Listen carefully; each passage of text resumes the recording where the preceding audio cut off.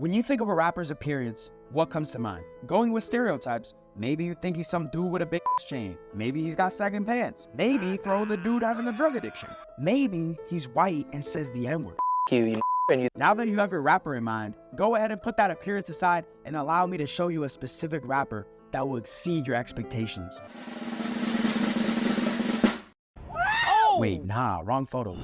Yeah, now that's the right one. Now some people who don't know who this is might be wondering, who exactly is this beautiful hunk of a being? And your answer to that is the GOAT of the underground, MF Doom. Now some of you also may be wondering, how does a dude that looked like he just came out of Comic-Con identify as a rapper? You know, when I first saw him, I thought the same shit too. I mean, look at him. That don't look like your everyday rapper, especially if you go by stereotypes. And that's what makes his persona even better. Because oh boy, this dude is a rapper, alright. In fact, he's known as your favorite rapper's favorite rapper. That term is definitely overplayed. By every YouTube motherfucker be saying that shit, so we about to hop on that shit too. Rappers like Tyler, the Creator, have mentioned him being one of their favorite. Earl Sweatshirt has said good things about Doom as well. In fact, I'd even argue that without Doom, there will be no Earl Sweatshirt. I mean, if you pay attention to Doom and Earl's rapping styles, you would see a number of similarities. Doom quite literally influenced Earl's career. I mean, Earl even chose to stay underground because of the same reason Doom did. I think. I don't know. Don't quote me, please. Hell, even this gay-ass dude said Doom was one of his favorite rappers. Embarrassing! And of course, we can't forget the Cardi bar on Stop Breathing. I just hit a lick with a mask. MF Doom. That's straight up heat. I mean, it's clear how much of an influence MF Doom has brought to hip-hop and other cultures like graffiti, and even fashion, kinda. I mean, I could go on and on about your favorite rappers paying homage to Doom, but that would take too long. And I gotta feed y'all's ever-lessening attention span. Now, people who are really dug deep into the hip-hop genre will most likely have this dude as their top 10 rappers. And you know, that's not really all pretentious to say. Madvillainy is one of the highest-rated hip-hop albums ever. A collab album between a GOAT producer and a GOAT rapper. God damn, shit honestly can't get any better than that. This album is absolutely stacked with straight up bangers. Shit like Accordion, which is exactly how it sounds like it would be, but weirdly, it works insanely well. Damn! And of course, the iconic All Caps. I mean, I guarantee somebody that is into hip hop has heard this song at least once. I'd even argue that this is Doom's theme song for his career. It honestly sounds like what a supervillain's rap song would be. The only downside to this song is that it caused probably one of the dumbest grammar police type shit in his community. Like, why you gotta reply in the dorkiest way possible saying, remember all caps when you spell my man's name. Bitch, he don't know you. He ain't your man. I guarantee this dude don't actually give a fuck about y'all doing that shit. I actually mentioned this in my first ever video on this channel, which is a banger you should watch. And I can tell y'all that my opinion on this topic pissed off the type of Doom fans I was expecting. Like, shit gets mad corny to an extent. Like, y'all practically selling your soul to this man with the amount of massive dick riding that is happening every time I enter a comment section. Now, some of you might be saying to yourself, how can this dude make a whole video on MF Doom when he can't even pronounce King Ghidorah properly on that one video? And you know, that's a great question. And I thought it was pretty obvious. To piss y'all off. Hey, more hate means more attention. I feed on that shit like a fucking raven, bruh. Anyways, like I was saying, MF Doom is the GOAT. He truly was the supervillain of underground rap. And maybe just rap in general. And he can 100% say he has that title. Because bro literally has a villain origin story that's low-key dark as fuck. See, what people don't know is that Doom started off in a rap trio with his brother called KMD. Way before the name MF Doom even came to mind. KMD appeared to have a great career ahead, releasing a couple studio albums with Elektra Records, and going back and listening to that shit today, for the late 80s, this shit was pretty good, I can't lie to you. And you wanna know what happened next? MF Doom's brother gets hit by a fucking car. And you wanna know what happens next after such a tragic event? KMD gets dropped by their label, and the entire group falls apart, and Doom ends up becoming homeless later on. That villain origin story is some straight up Thanos shit, bruh. But despite the worst outcome of going from having a great situation and a great career to sleeping on benches at parks, as Doom quotes, Daniel Dumile still managed to pick up his feet and make the best of his situation and come back years later to create music again. And that's what I gotta respect him for. Coming back in 1999 with an absolute banger of an album with punchline raps way before people were doing some of that shit, and jazzy instrumentals, and a whole new sound of cartoonish sounds and skits, Doomsday was released, and a whole new person was born.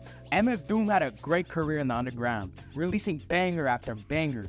It even got to the point where bro was making personas of himself and dropping extra shit like Take Me to Your Leader, and Vaudeville Villain. And I'm telling you, Doom's jazz rap style on these two albums are confidently one of his best. Shit is such a chef's kiss. And of course, you can't forget an album that could possibly top Madvillainy, Food. Yeah, the album TikTok got a hold of.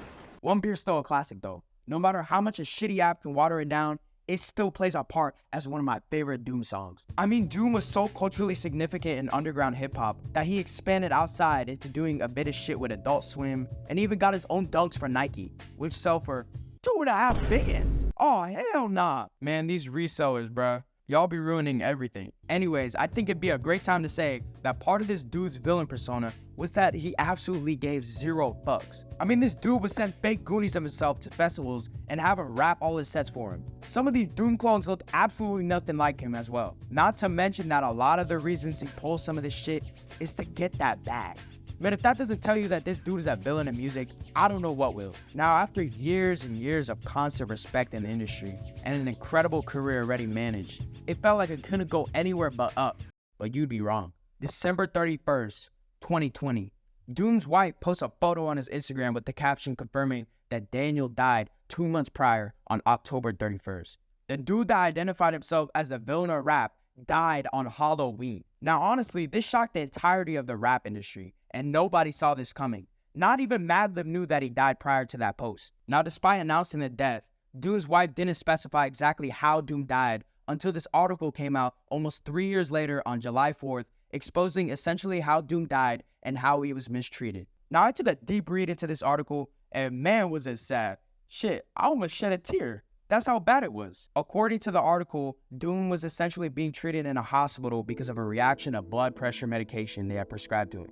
Now, Doom's wife even admits to him not being exactly 100% in shape. She states that he had kidney disease. But prior to being in the hospital, he was doing alright. Now, this hospital Doom was being treated at was straight up booty cheeks. This dude practically got tortured to death in that shit. The first thing they did wrong was put this dude in a fucking closet with a horrible environment due to there not being enough beds during the time around COVID.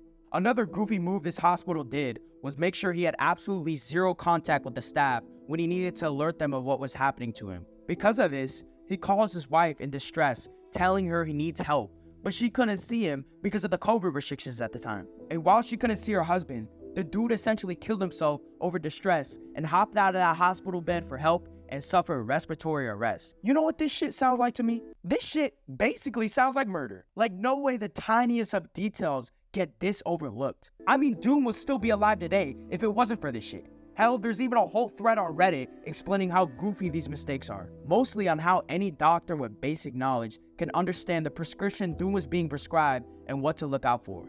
I can honestly understand why people are creating dumbass theories behind his death, because it really is outrageously shady. Like, how much do we really know about this situation? Because the ironic part of this is that the source material from all of this is the same company that held Doom in the hospital. And the fact that Doom's wife couldn't even get to see him before he died really just says something about taking things for granted. I really hope, honestly, that they put a lawsuit on this hospital and get what they deserve. All of this sheds a new light on how your life should be spent. Do something different. Go out, spread love. Because you never know when there's an unexpected moment in your life that can lead to an unfulfilled death. But lucky for Doom, I think we can all confidently say his life was fulfilling, and he'll always leave a legacy behind as MF Doom. And you know what my final statement is going to be for such an emotional ride? I don't really know. You know, I encourage you to delete Discord, but if you're going to stick around, you might as well join my server.